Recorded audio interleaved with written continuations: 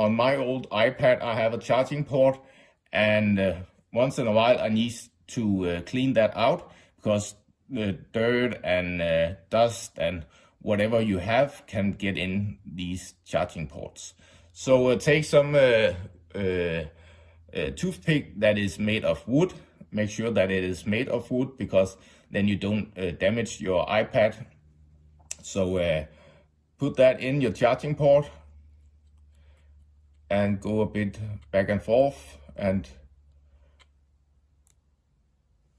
it's hard to see here, but I actually did manage to get some dust out of my charging port. But I'm used to do this every second month or something like that, just to make sure that it is clean and it is ready to be charged. And this